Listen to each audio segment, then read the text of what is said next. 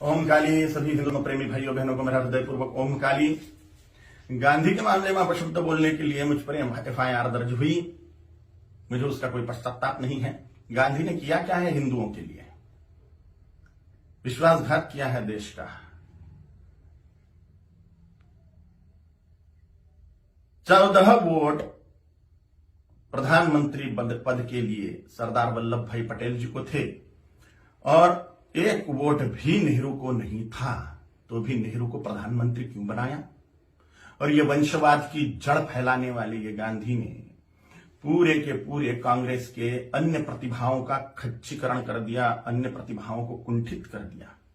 एक वंश गांधी नेहरू वंश का ही बोलबाला करने लग गए। सरदार वल्लभ भाई पटेल के हाथ में अगर तब प्रधानमंत्री पद गया होता था तो भारत अभी सोने की चिड़िया बनता था, भारत अभी जगत गुरु होता था, भारत अभी चक्रवर्ती सम्राट होता था, अमेरिका से भी बड़ी पावर भारत बन जाता था। यह महान विश्वासघात भारत की जनता के साथ में गांधी ने किया। इसलिए मेरे हृदय में तिरस्कार है गांधी के प्रति। हिज हाइनेस श्रीमंत ज्योतिरादित्य सिंधिया जैसे महान प्रतिभाएं कांग्रेस में थी, है, लेकिन इस गांधी नेहरू वंशवाद के कारण उनको व्यवस्थित कार्य करने का मौका ही नहीं मिलता। इस वंशवाद के जनक गांधी हैं, इसलिए गांधी नेहरू खानदान के वंशवाद के जनक हैं, राष्ट्र के जनक नहीं, इसलिए राष्ट्रपिता नहीं है। मैं नहीं मानता, कोई माने उनकी इच्छा। दे दी हमें आजादी, बिना खड़क बिना ढाल, साबरमती के संत तूने कर दिया कमाल। ये गाना लिखने वाले को 100 जूते मारने चाहिए। भगत सिंह, सुखदेव, राजगुरु, चंद्रशेखर आजाद, सुभाष चंद्र बोस, इन लोगों ने जो त्याग बलिदान किए, फांसी पर लटक गए ये लोग, इन्होंने कुछ नहीं किया देश की आजादी के लिए। ऐसा इनका बोलना है ये गाना रचने वाले का। इतने सारे महान क्रांतिकारी, स्वतंत्रता सेनानी जिनको फांसी दी गई, उसमें 80% सिख लोग हैं, 20% अन्य क्रांतिकारी हैं। इन क्रांतिकारियों ने जो अपना त्याग बलिदान किया वह व्यर्थ मान लिया ये गाना रचने वाले ने। सारा का सारा श्रेय गांधी को दे दिया। एक लाठी खाई गांधी ने कभी? ये फांसी के फंदे पर झूल गए ये नौजवान, लेकिन इनको कोई श्रेय नहीं।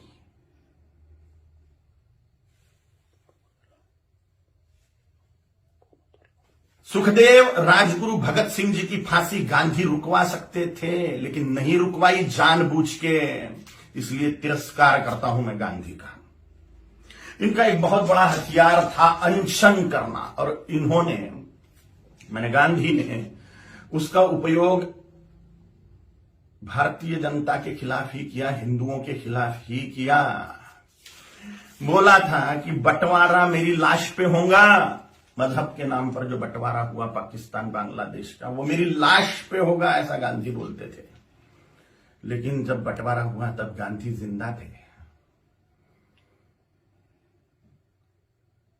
और बंटवारे के समय जो दंगे हुए, लाखों करोड़ों हिंदुओं को, सिखों को काट डाला गया उसमें, और लाखों करोड़ों हिंदुओं को मार के उनकी लाशें भेजी गई। लाखों हिंदुओं को, 27 लाख हिंदुओं को मार डाला गया एक ही दिन में, डायरेक्ट एक्शन डे के दिन, जिन्ना के द्वारा।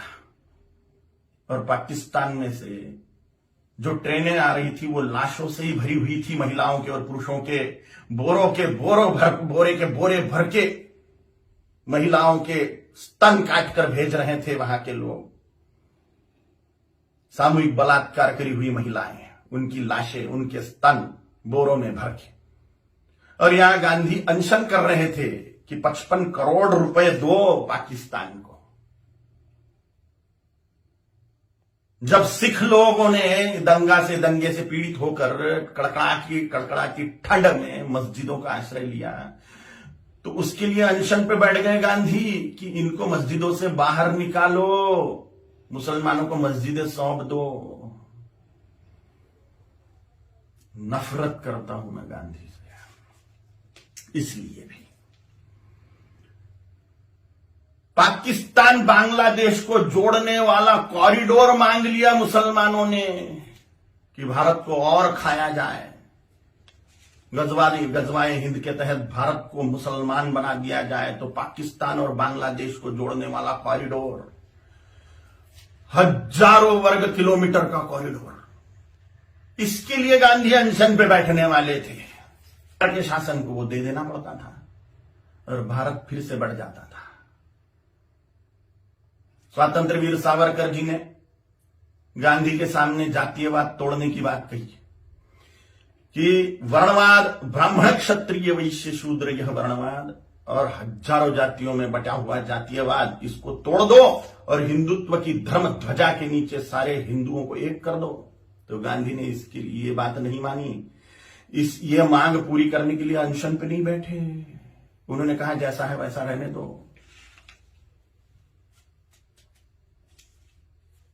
डॉक्टर बाबा साहेब आंबेडकर जी ने बोला था कि संस्कृत को राष्ट्रभाषा करो, देश की भाषा संस्कृत होनी चाहिए। तो डॉक्टर बाबा साहेब आंबेडकर की बात को संसद में मनवाने के लिए अनशन पे नहीं बैठे। ये स्वतंत्र वीर सावरकर जी का अवमान मानता हूं मैं, ये डॉक्टर बाबा साहेब आंबेडकर जी का अवमान मानता हूं मैं। ऐसी ढेर बातें हैं, ढेर बातें। कोई राष्ट्रपिता नहीं हो सकता।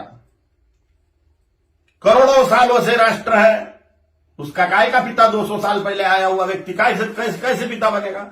अगर पिता बनाना ही है, राष्ट्र का अनिवार्य है, तो छत्रपति शिवाजी महाराज को बनाना चाहिए, गुरु गोविंद सिंह जी महाराज को बनाना चाहिए, राणा प्रताप जी महाराज को बनाना चाहिए, आचार्य चाणक्य जी को बनाना चाहिए। और अभी के महापुरुषों को अगर बनाना है तो सरदार वल्लभ भाई पटेल जी को बनाना चाहिए, क्योंकि पूरे राष्ट्र कुल को एकत्रित करने वाले सरदार वल्लभ भाई पटेल हैं। छोटी छोटी रियासतों के टुकड़ों को एकत्रित करते हुए पूरे राष्ट्र को एक सूत्र में बांधने वाले सरदार वल्लभ भाई पटेल हैं, जिन्होंने राष्ट्र में जो टुकड़े टुकड़े थे उनको एकत्रित किया। राष्ट्रकुल को एकत्रित जिस व्यक्ति ने किया उसको ही राष्ट्रपिता का सम्मान मिलना चाहिए, ना कि हिंदुओं से पार्शियलिटी करने वाले गांधी को। अगर वो कॉरिडोर मिल जाता था पाकिस्तान बांग्लादेश को, तो हिंदुस्तान कब का मुसलमान बन चुका होता था। धन्यवाद है, कोटि कोटि धन्यवाद है महात्मा नाथुराम गोडसे जी को। उनके चरणों में साष्टांग नमस्कार है मेरा कि उन्होंने अपना बलिदान देके हिंदुस्तान को मुसलमान बनने से बचा लिया। गजवाए हिंद फेल कर दिया महात्मा नाथुराम गोडसे जी ने। कोटि कोटि धन्यवाद है उनको। महात्मा गांधी नहीं, महात्मा नाथुराम जी गोडसे हैं। और अगर सच बोलने की सजा मृत्यु है तो स्वीकार है। छत्रपति शिवाजी महाराज जी ने, छत्रपति संभाजी महाराज जी ने, गुरु गोविंद सिंह जी महाराज जी ने, राणा प्रताप जी महाराज जी ने अपने पूरे कुल का बलिदान कर दिया हिंदुत्व बचाने के लिए। तो मेरे जैसे तुच्छ जंतुओं का जी के फायदा भी क्या है? अगर धर्म के लिए हम बलिदान नहीं हो सकते तो मर जाए मेरे जैसे करोड़ों कालीचरण हिंदुत्व को बचाने के लिए, धर्म को बचाने के लिए, सनातन हिंदू धर्म की रक्षा के लिए तैयार है हम मृत्यु दंड को पाने के लिए। ओम काली।